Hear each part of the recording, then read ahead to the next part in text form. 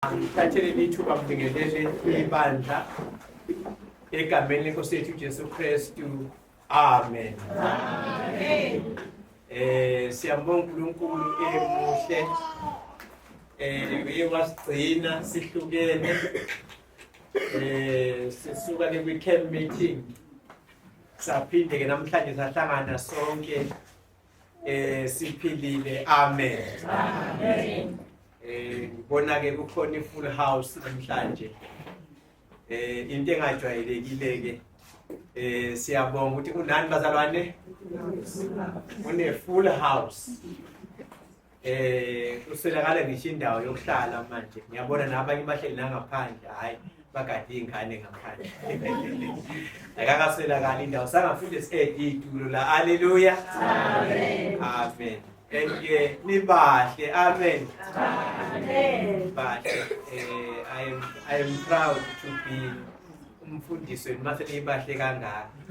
Kuba khona imikhala lapho khona nginibuka ngithi kodwa sengumfundisi labazalwane hayi. Kodwa namhlanje ninjani bazalwane? Ngiyadlala ngaze nganibona.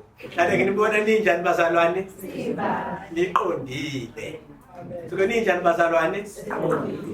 Ibahle and-ke yisabatha elingcwele kade ngikhuluma nomdala ngithi lelo suku nongalikhonzu nongali understand ukuthi kunesabatha they know namhlanje yini bazalwane umhlaba wonke uyazi banamhlanje yisabatha.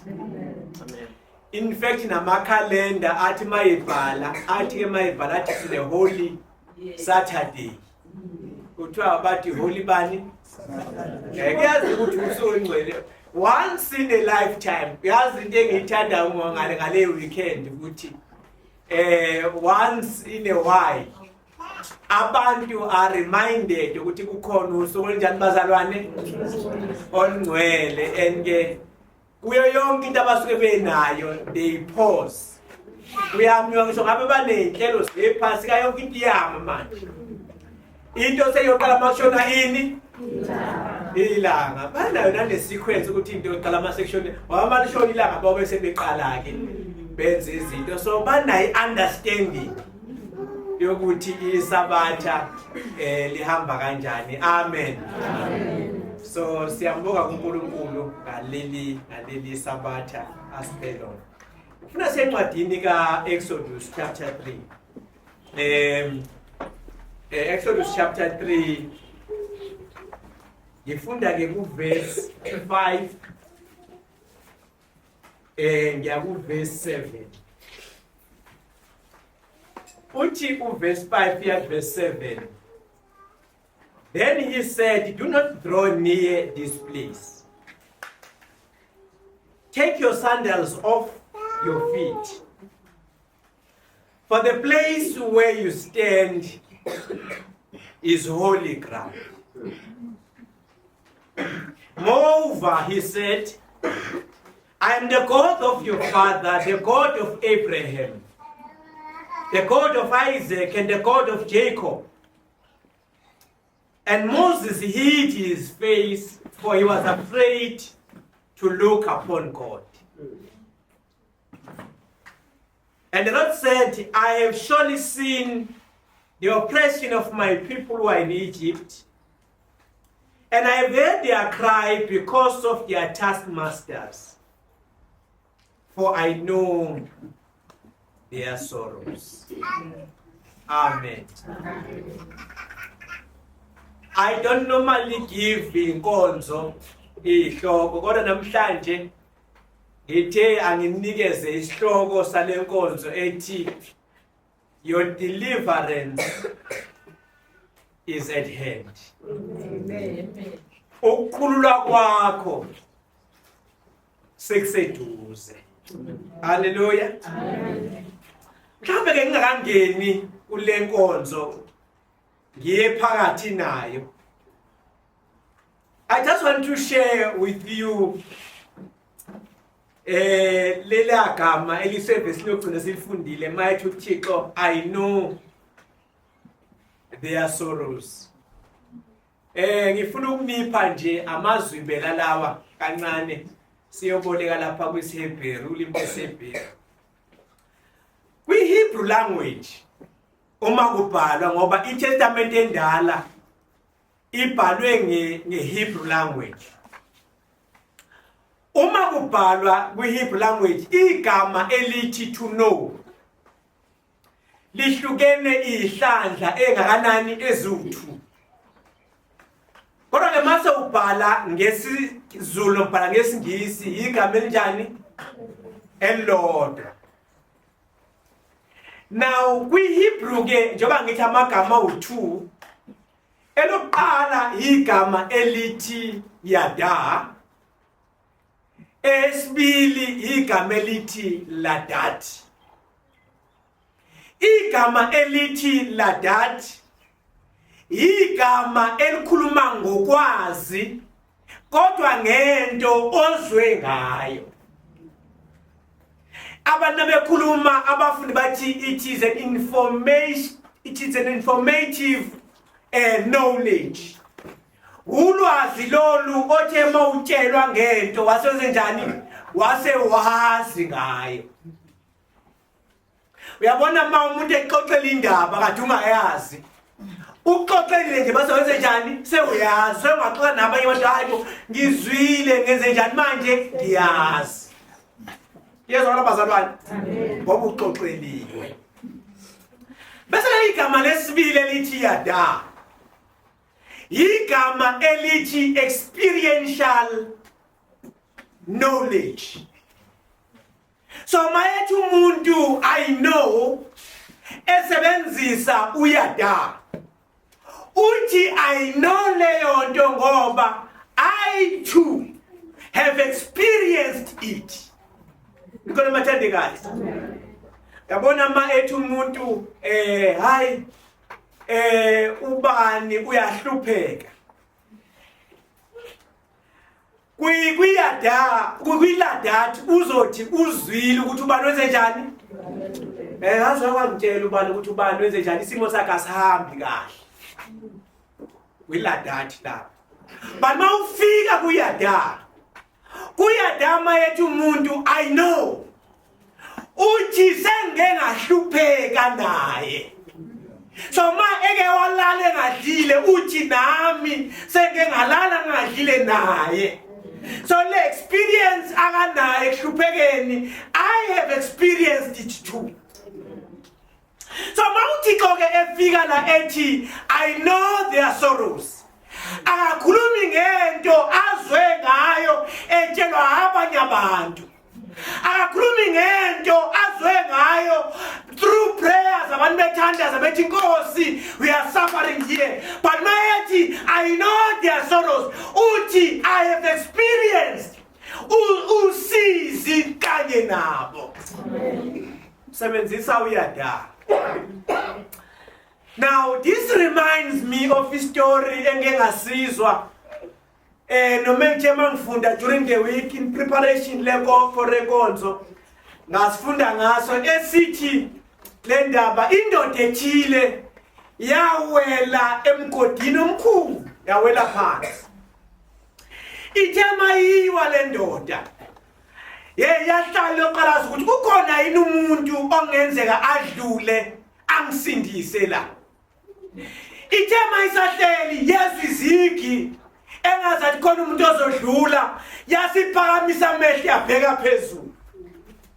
Ithema iphakamisa amehlo ibheka phezulu yase udlula indoda ethile. Ithema idlula indoda ethile yambuka yabona ukuthi hey lo mgoda kuona uyashona ngempela. Kuthiwa ke le ndoda kwakuyifilosofa leyoqala yadlula. Yayimoni semgodini yasiqala ifilosofaza yathi normally abantu aba-avoid imgodi noma babheka lapha bayakhona abawele emgodini. So ukuwa kwakho it must mean ukuthi mhlawumbe you were not vigilant enough. Mhlawumbe awuzange uqaphele umgodi okuwona kuthiwa isidlula yahamba. yahlala le ndoda with the hope ukuthi maybe the next one uzonayifika abese yamkhulula kulomgodi akuwona. Kuthiwa the next one mayiqhamuka wambuka le ndoda ilapha nethiwa le ndoda ke kwakudokotela. Ithema imone wele lapha yayisikhipha inote emabhukwini ayo yasibhala yayisithi when you come out ngalosikhathi ofika ngaso, this is my address, wokuza ngizofike ngiphinde ngikubuyisele zonke izinto oyiluzile wayilulapho all the vitals ngizofike ngwabuyise fika kwi-surgery yami wamphosela iphepha lathi iphepha mawuphuma akangakwazi ukumsiza. Wahlala with the hope ukuthi maybe ozayo manje uzongikhipha. Wazizwa izigi zomuntu oqhamukayo. Uma zizwa izigi kuthiwa wayefika owayeseqhamuka kwesithathu kwakuyiloya. Yayisithi loya mayimbonele lapha phansi naye akhipha iphepha yasibhala. Yayisithi uyabona mawuphuma sodla imali ngawo. We are going to litigate lo muntu wavula umgodi kanganikeza nesign ukuthi nomgodi. Wavula umgodi awushenga uvalile uzodla imali eshisiwe ufike kwi-office nami ngizosodla imali nawe mase uphumile. And lento iveza ukuthi kuyikhathi eziningi at times siyabanazo inkinga esibhekana nazo. Abantu into abanokuyenza ukusibuka nje abanye bazolane nathi but bangenzi lutho ngosisi lwethu. Now, lithi ke le ndaba ke mangiyifundisa ngasepheleni kuthi ithe maku esahlele le ndoda yayisizwe izigi ezalandela lesizekalandela baqhamuka indoda. Le ndoda mayiqhamuka imbone kulomgodi kuthiwa yavele yaqhuma ngene emgodini. Waba perplexed lo muntu ukuthi hayibo kanjani mase ungena emgodini ngoba mina awasophi ukuthi mhlawumbe uzongiphosela intambo abese uyamdoza ngiyaphuma. Why uzongena ngoba wasophi ukuthi mhlawumbe you run around umemeza abantu ukuthi hayi kunomuntu osemgodini odinga usizo. Yayisithi le ndoda sengake ngawa ngangena kulomgodi nami.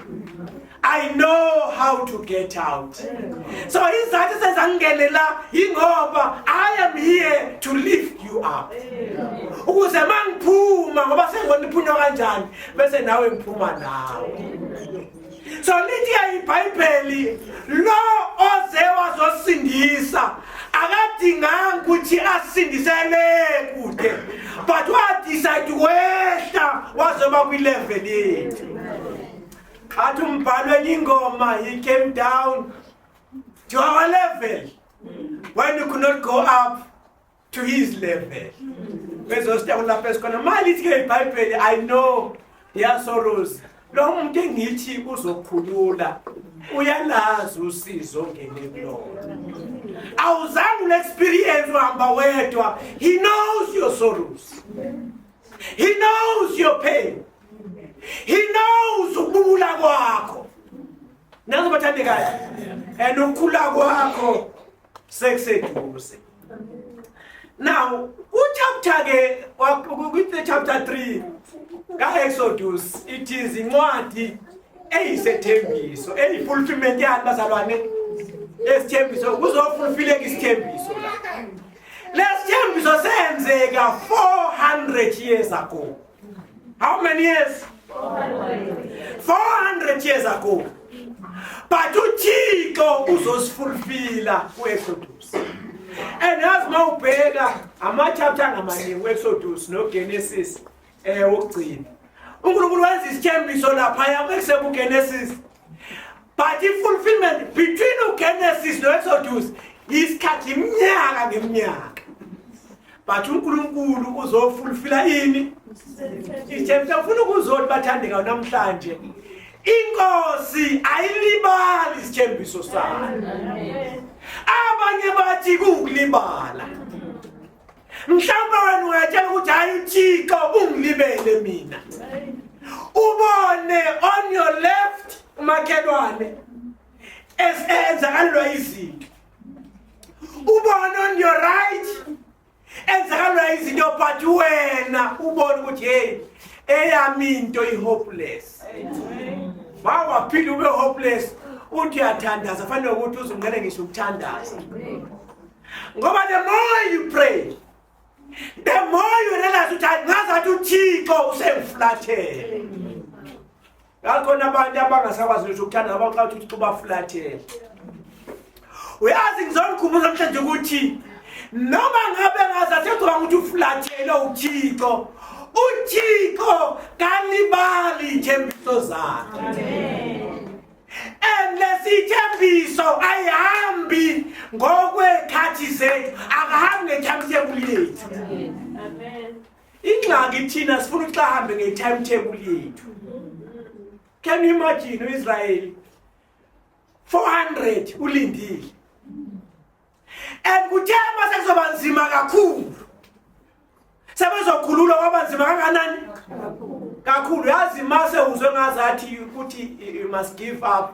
Remember ukuthi hayi kuba mnyama kakhulu mase kuzowenziani? Sekuzosa. Mase kuzosa kuba mnyama kakhulu. Athi omunye umhlabeleli, never give up.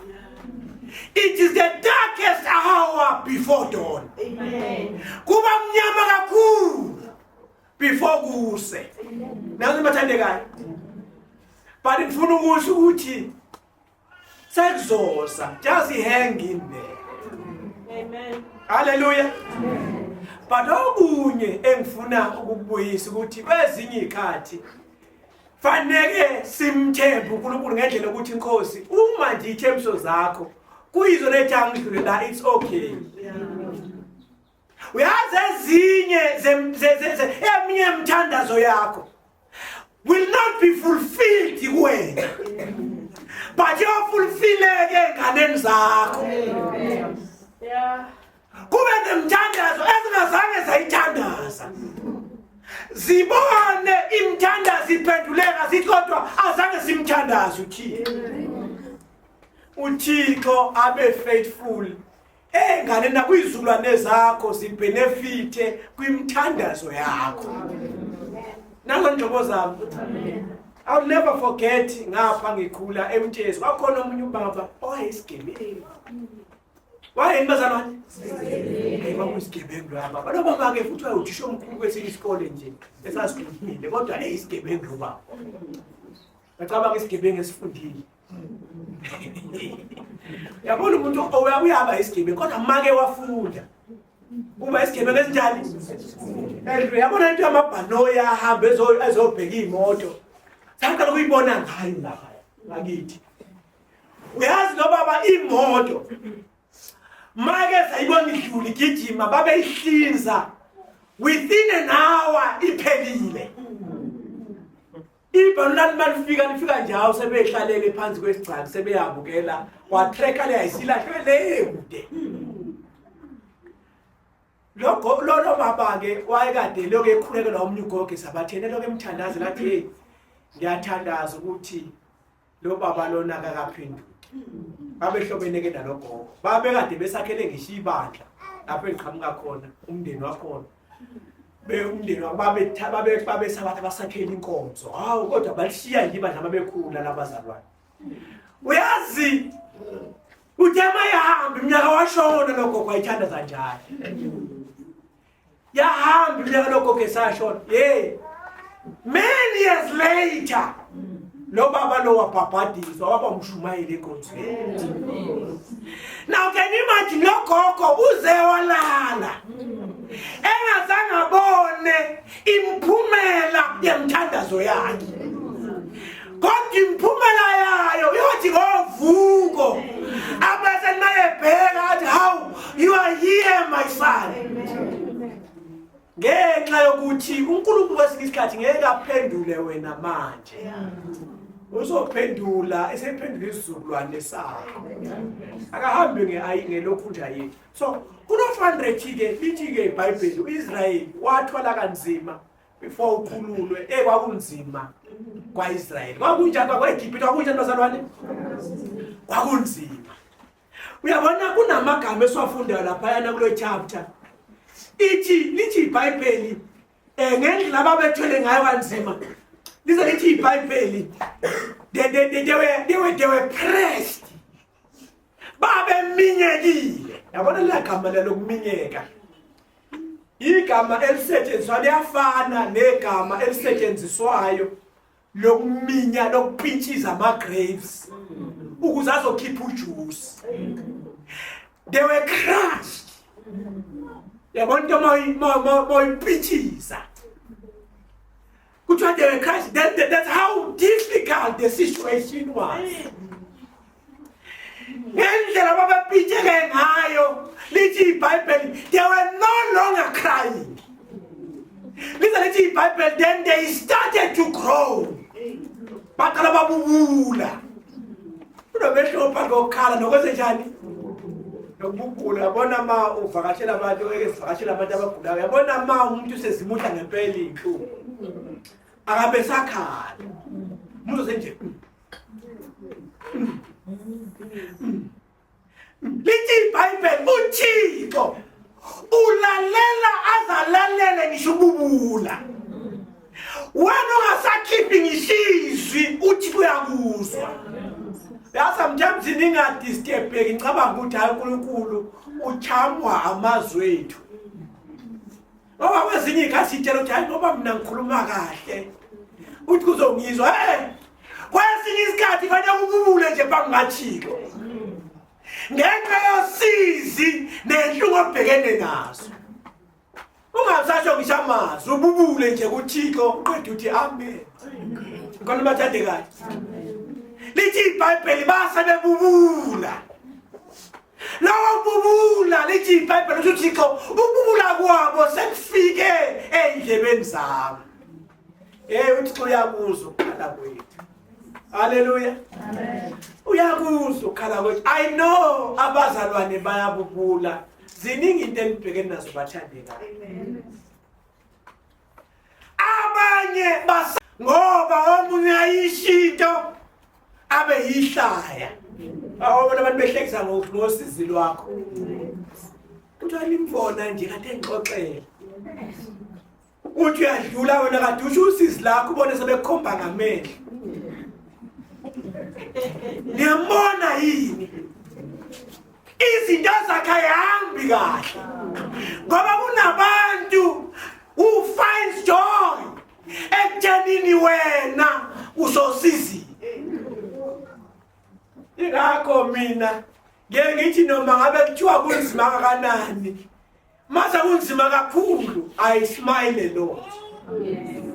But I want to confuse the devil. Ukuthi mayengibona athi kanti le medication bathi ngimnika yona engazathi ayiswakali. Ngoba ngingathi ethi uyangifaka kanzima then I smile a lot. Abe confused. You must confuse the devil. Ate ijela ukuthi hayi uzoba msorry angezishe enkonzweni ufike sewufika usuphambili umemeza kakhulu uthi nginomhlobo. Amen. Ukuzwakala ukuthi hayi uyathembela kulothembela kini. Amen. Bayenda ngokuthi omnye umngane wami yoza uchitha umuntu usathana. Ngoba yabona ukuthi lo abethe ufaka unjani? Awusebenzi. Yazi abanye bethu ithine simtshela sathana ukuthi ayasebenza ngoba ukuthi nje kancane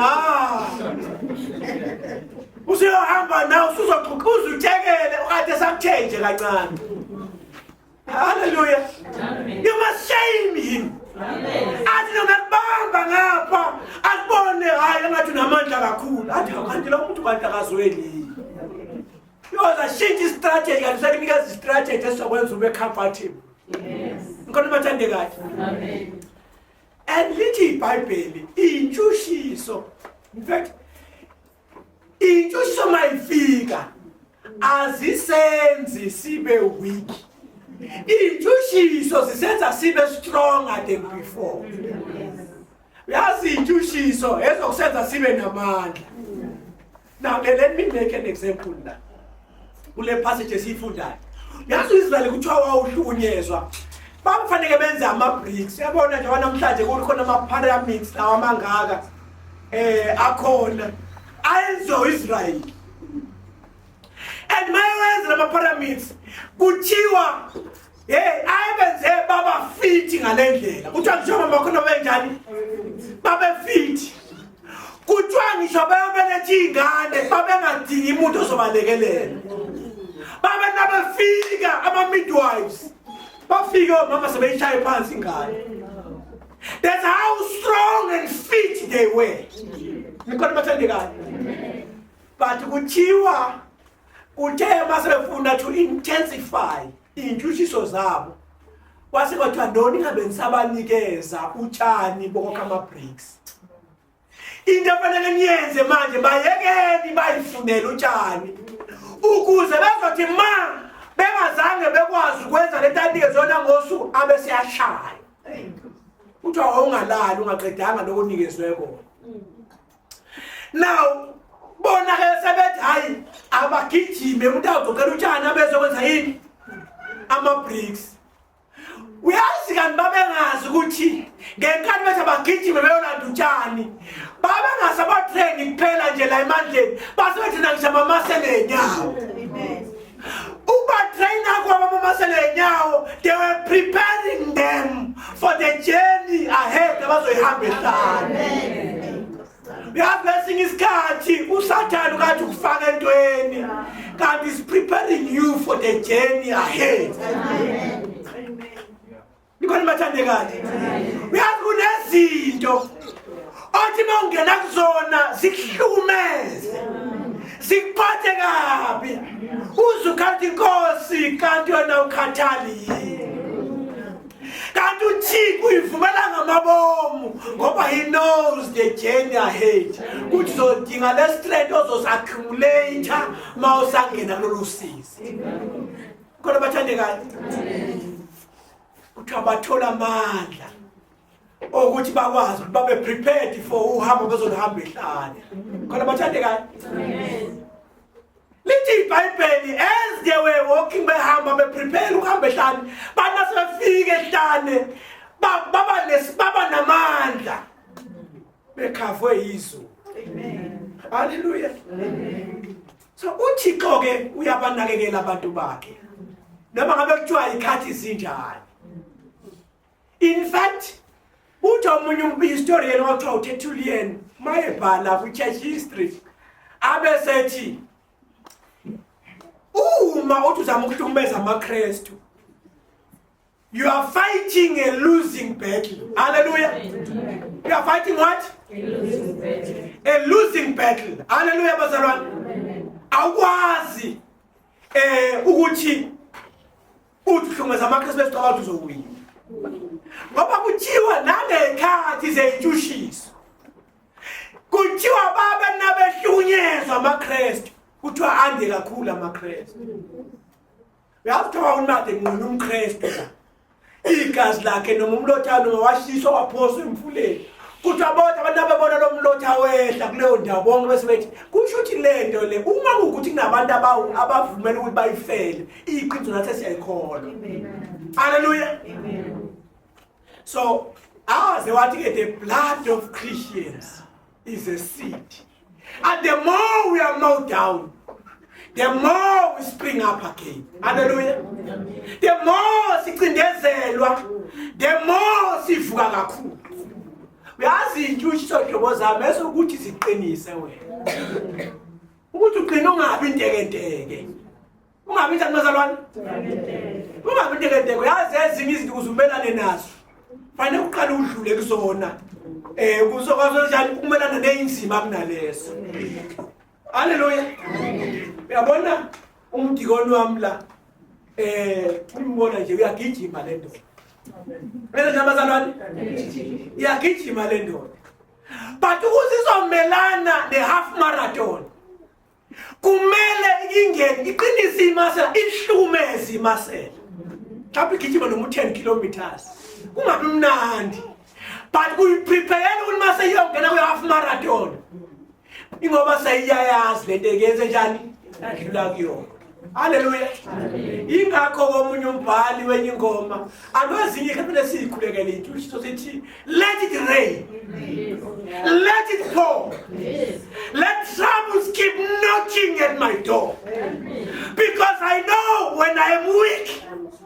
I know I'm strong. Kwezinye iy'khathi kufanele sithi hhayi asize bazalwane.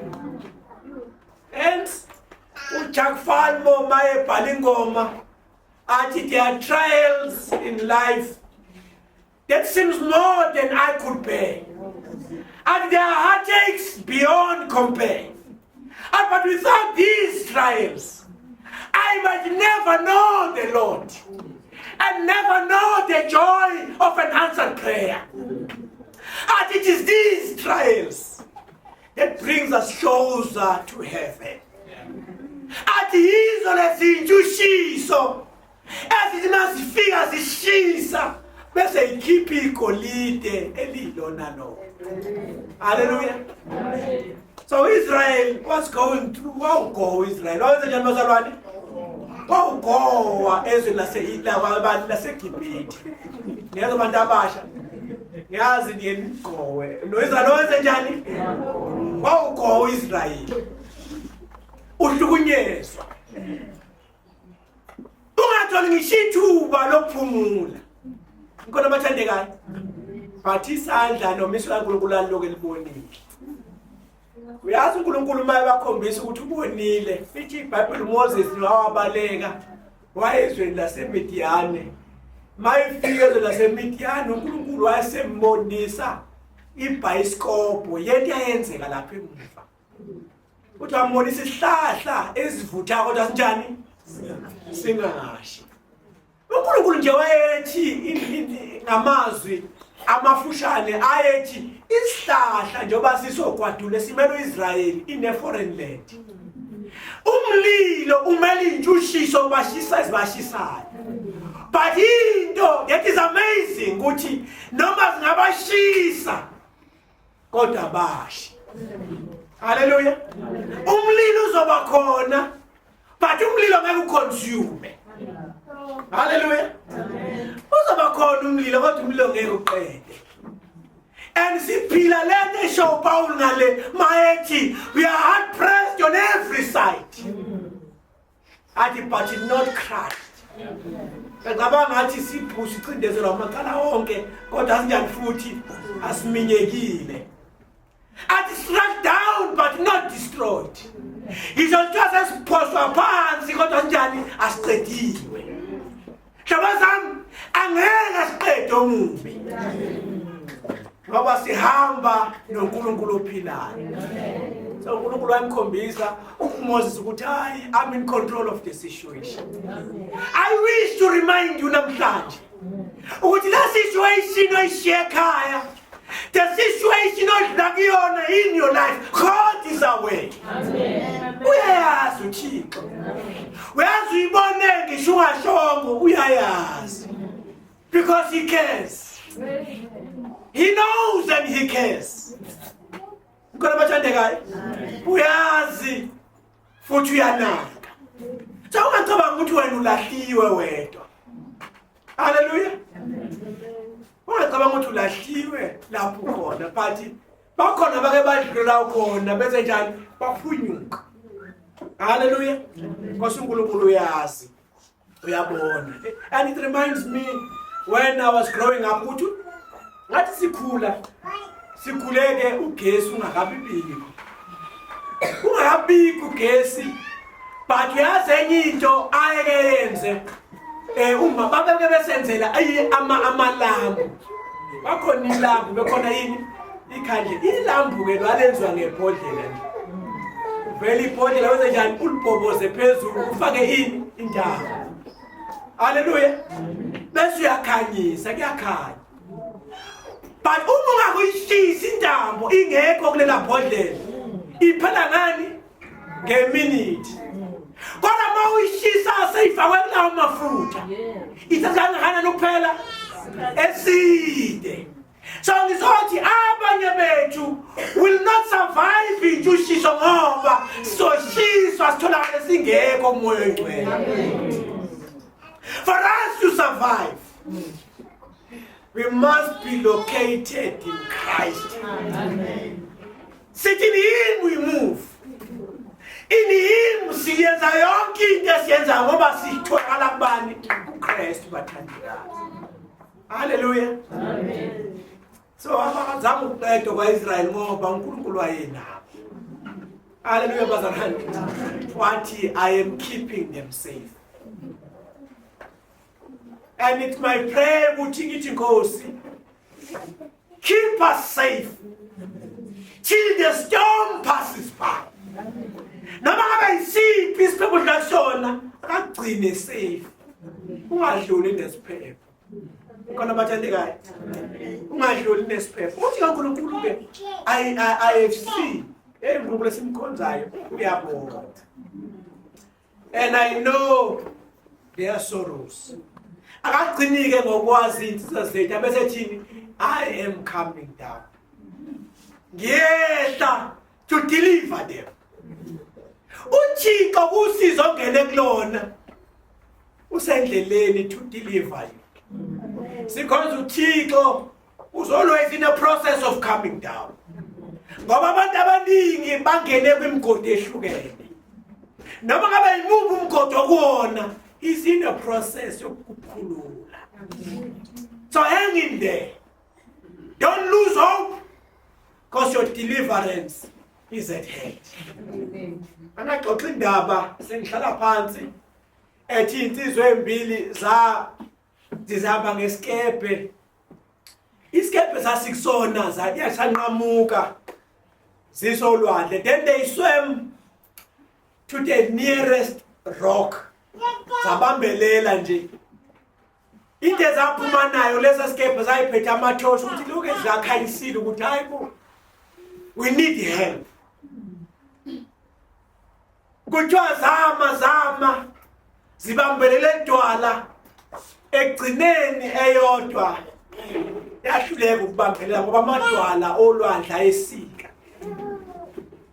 Then he gave up wamuka wahamba kwasala lo yedwa wasala laze lafika usizo. Kuthiwa selifikile kusizo base bambiza abantu bendawo bezoma interview ukuthi usurvive kanjani lesasimo. Wathi yes singamile sethi sikepe. Then sase siphukuda sasondela kwidwala eliseduze. Oh how I wish ukuthi mase unkhangelo esakhe isikepe run to the rock. Amen. And this rock is Jesus. Amen. Oh yes, he is the one. Amen. Uthi amayechaza uthi sifili phepho afika masa angishaya ngilaphaya uthi ngabe shaya ngayo abenza ngazathi ngadedela. But the more shaya ngabambelela kakhulu ngaqala. Because bengafuni ukudonswa amaza ibambelele kuleli dwala. Yebo zami idwala inyakazi seki noma kunjani. Athi zifile izimo nemcabanga bithi you must just give up and die like your brother. What if usizo ngezufika umeleni? But I held on unto this rock. Up until ekugcineni ngabona seqhamuka ihelicopter sengiphosela intambo ngabambelela ngaphuma njengoba ngibona kuphila. Ngizothi ke namhlanje nawe be like this man. Yes izinto zofika imoya ethi suka kuleli dwala bathi bambelela kuleli dwala. Azofika amazi anamandla azama ukususa bambelela kakhulu mayifika. Because the rescue team is on its way. Your deliverance is at hand. Amen. Amen. Amen. Mazalwane. Ithini bandla? Amen. Amen. Mazalwane, siyabonga amazwi esiwatholile mazalwane asifunisayo nasinikeza ithemba lokuthi bazalwane noma sikhona izindlela nasephepheni esibhekana nazo but uNkulunkulu ukhona ukuthi asinikeze amandla okusikhulula kuzo. In fact useduze ukuthi asikhulule sibambelele kuze kube ukuthi siphile uNkulunkulu akusoze ashiye. Sizophakama sithathe ingoma yokubhala ingoma namba 38 sicule ngoMkhulu uMdala 38 emazweni ethu uma siphakama. Sela Baba Yesweni tu Sela Baba Yesweni Napangati Kwesipiti Piti Idwala Bupele Namana Eguleni Lesita Masime